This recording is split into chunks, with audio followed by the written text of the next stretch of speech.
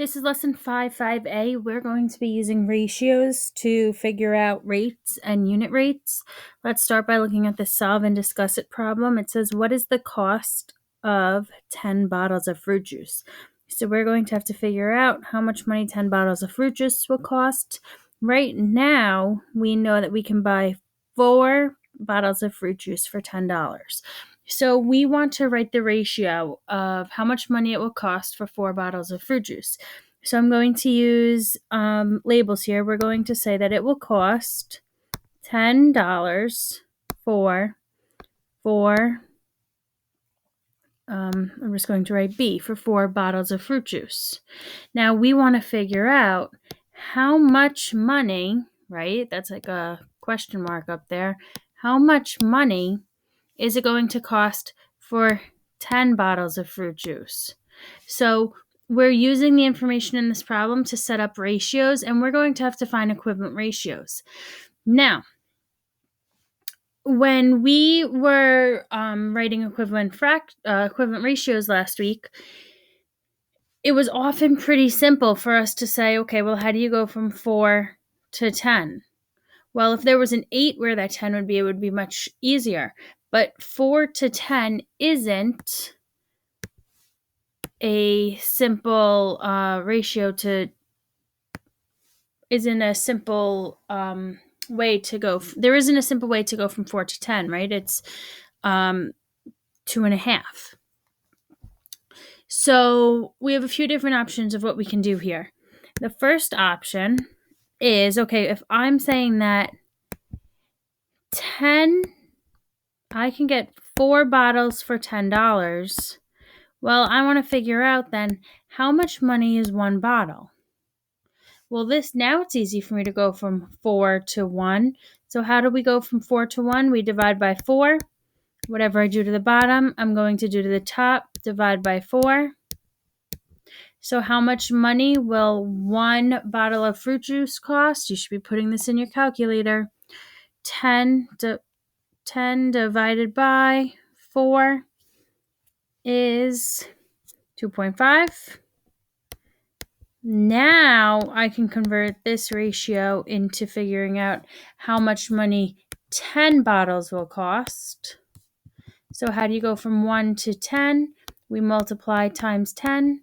Whatever you do to the bottom, you have to do to the top, times 10.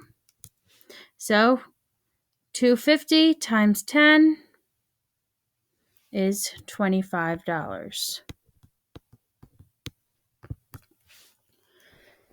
So if I know here that 4 bottles of fruit juice will cost $10, I can then find the unit rate. The unit rate we're going to be talking more about. The unit rate means how much money will 1 cost. So in this case, it was how much money does 1 bottle cost. And then I can use that unit rate to figure out how much money 10 bottles will cost. So that's one way that we can solve this problem. Another way that we can solve the problem was the shortcut way that I kind of showed you last week, where we cross multiply then divide. So here I'm going to look on the diagonal. Where can I cross multiply? Well, I can cross multiply 10 times 10. 10 times 10 is 100. So then I know that 4 times something is also going to have to equal 100. So my key phrase here to solve this would be cross multiply then divide. So 10 times 10 is 100 divided by 4. That question mark for 10 bottles would equal $25. Now let's look at example 1, finding equivalent rates. It says a rate is a special type of ratio that compares quantities with unlike units of measure. If the race car continues to travel at the same rate, how long will it take it to drive 25 kilometers? So on the picture here, it shows us that the rate is 10 kilometers in 3 minutes. We're used to hearing miles per hour. If you're driving in the car, what's the speed limit? The speed limit's 30 miles per hour. In this case, they're talking about kilometers to minutes. So that right there is our ratio. We're going to have 10 kilometers, that's our rate. Rates really are ratios. 10 kilometers in 3 minutes. Now, it's very important that as you're writing this in your notebook, you're labeling things because your labels are going to have to be consistent as we solve this problem. So the question says, how long will it take to travel 25 kilometers? So now I'm looking at my original ratio. If I have 10 kilometers on top, then in my next ratio, I'm going to have the kilometers also on top. So I'm going to say 25 kilometers is going to take how many minutes? So the simple way for us to look, first thing I would always say, can we easily go from 10 to 25? Some of you might see, yes, we can multiply times 2.5.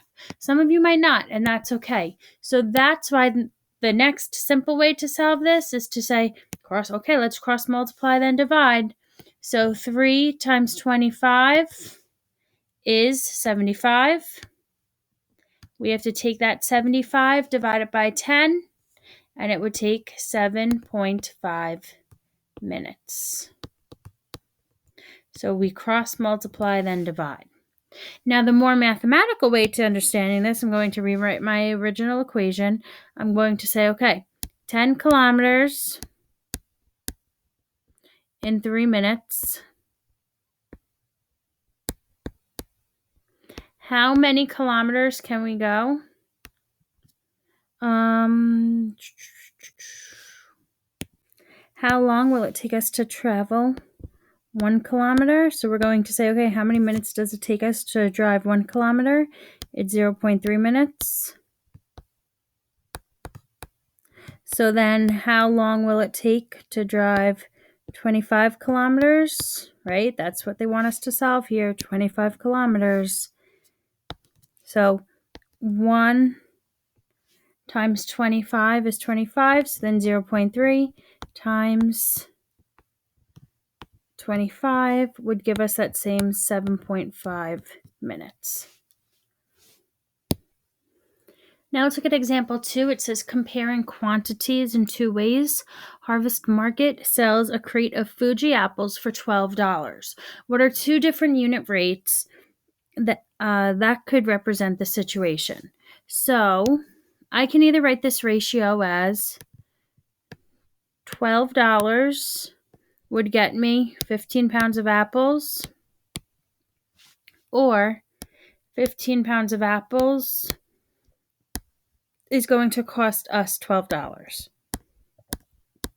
So I can look at this 2 ways. I can either say, okay, how many pounds of apples can I get for $1? Or I can look at this and I can say 1 pound of apples is going to cost me how much money?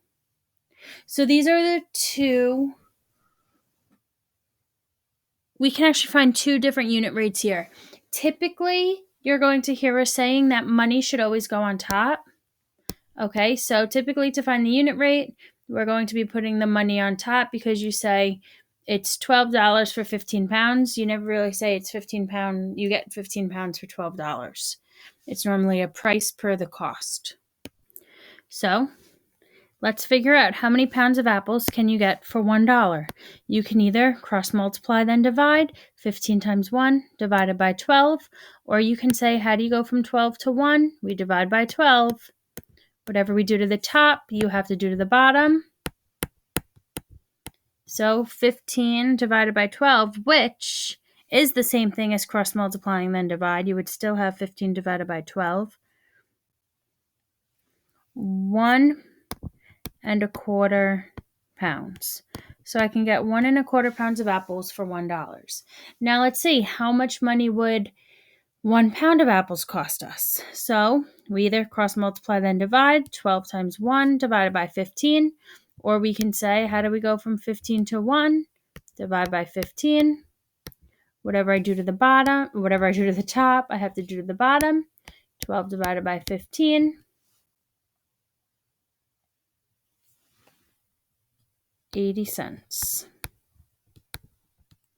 Okay, so these are 2 different unit rates. We can either find out how many pounds of apples we can get for $1, or we can figure out how much money 1 pound of apples will cost. Now let's look at some problems here. Let's start by looking at number 4.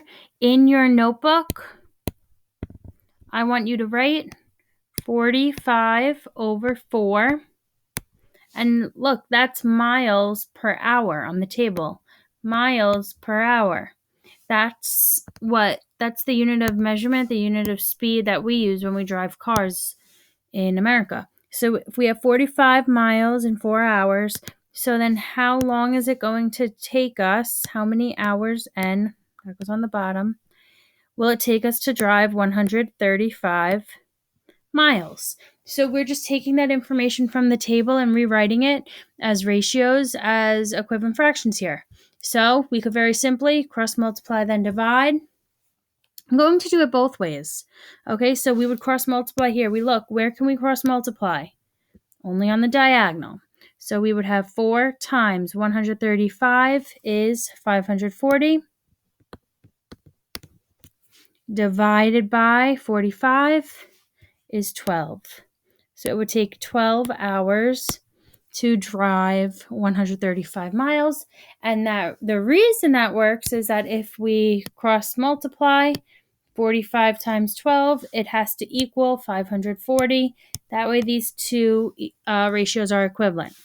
The other way we can solve this, let's do it both ways. We would have 45 over 4, so 45 miles in 4 hours.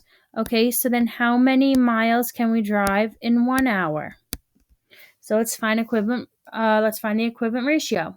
How do you go from 4 to 1? You divide by 4. Whatever you do to the bottom, you have to do to the top. Divide by 4. 45 divided by 4 is 11.25 miles. Okay, so now I have to go from 11.25 miles to 135 miles. So you have to figure out, okay, how do we go from 11.25 to 135? 11.25 times what equals 135, or I'm going to divide there. 135 divided by 11.25 is 12. So this is a situation here where it's actually kind of simpler to have just done the cross multiply then divide. So whatever we do to the top, we have to do to the bottom. 1 times 12 is 12 hours. And that matches what we got when we did the cross multiply then divide.